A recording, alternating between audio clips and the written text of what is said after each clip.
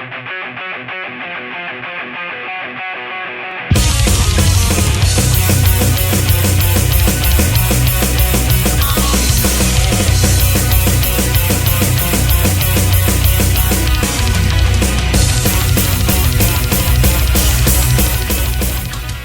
everyone, welcome to dmetalgalaxy YouTube channel where we bring reviews, interviews, dmetal news and much more into your living room. Subscribe and like to be notified once we release something new, and hereby a kind of different live review and the first time experience as well, as we have seen a very unique band, Apocalyptica, a band that has only instrumentals and plays with cellos.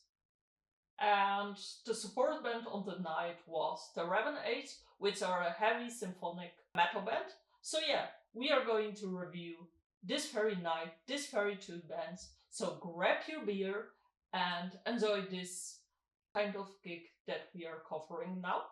Raven-8, we went straight into it, very fresh, we hadn't heard yet before, and whoa, what a band! Immediately they make an impression, like the way they're dressed, their attire. It's like sci-fi. But then when they do the riffs, start to sing, it's very melodic, and there is so much interaction. They go from the left to the right, and they have these great big microphones as well. It reminds me a bit of Tesseract. So it's like a band that is entirely different and cannot be categorized in any genre because they mix just some elements. And yeah, it was a great one. And you saw as well towards a bit in the middle, but as well at the beginning, the crowd were really responsive, really well, and was so cool how they incorporated the light effects. And there was a bit of here and there talking, but not too much. And I think it was great to just start off with the music because there was like a shorter set. And with the fit, I think they greatly fitted with Apocalyptica because they really warmed the audience up. And I would say having two very heavy instrumental bands, it might be a bit too much, and this one like fitted melodical wise, I would say. So yeah, the Raven-8, you greatly opened up for Apocalyptica. So let's now review Apocalyptica. Apocalyptica was one hell of an experience as they had these special effects on the board behind, which illustrated like some video clips, some images, and it really enhanced the vibe that was going on, I would say. And the opening was very cinematic because there were like clouds and so on, and I really liked it because it's like a western basically. That's how I felt, how they entered the stage and they started to play with their big cellos, at least if I'm correct. I'm not an expert on music instruments with three big cellos, and I love the way how they really like brought out the music, as the things I think were heavy, but they still managed to turn it and to not stand still in one position. And after a couple songs, heavy like cello songs, it was interesting to see because these cellos weren't like soft you were expecting, they were much more heavier actually. And then after one song, you were like, this is Metallica that they are covering. They're playing like Metallica Volume 2, and it's amazing. I was a bit skeptical at first, to be honest, as I listened their music on YouTube and I was like, this is great, but how is going to be a live experience? Is it going to be interactful and so on? And I was so wrong. It was totally different than any instrumental band we have seen because a lot of songs, they are different than Metallica. I can't say where the exact arrangement are, but like you hear like cellos,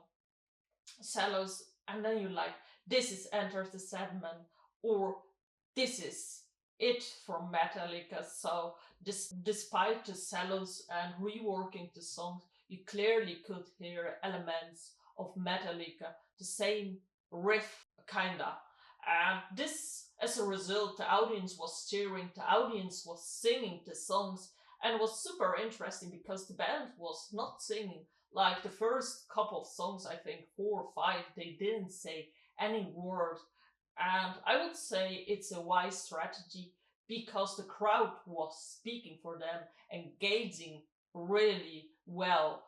And then they started to speak and make interaction, make jokes, tell some stories as well about their music. And I think it's great because the audience was really warmed up, and it also like strengthened the bond because it was something new, completely like a twist, because I thought they weren't speak from the gig, and here they were sharing jokes and so on.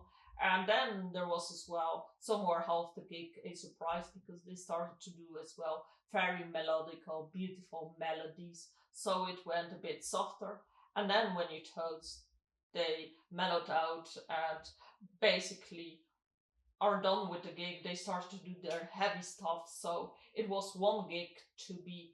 And if you are curious what the gig is all about, just check the pictures out that Golden Dragon Photo did, and or go to experience as well. That's the reason there are no videos, as we want to give you the full experience and the full cinematic experience. And the way to do it is to go there.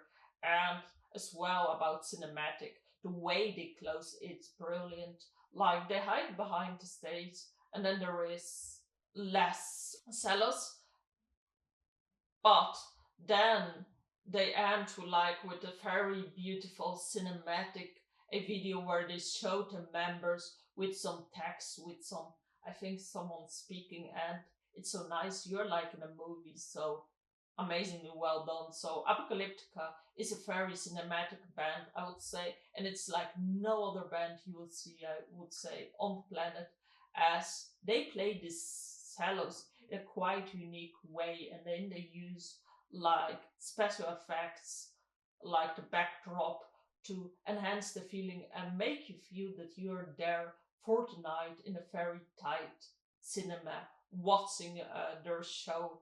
And yeah, it's great. Metallica Volume 2, it was great how they covered it, and it was an unreal crowd engagement. So yeah, definitely recommend to Raven Aids as a band, but as well Apocalyptica. Both great bands, great gig, great lineup. And yeah, this is the review. It's a yes, and see you until the next one. And don't forget to support both bands as well, and go when they're in town. Definitely worth it.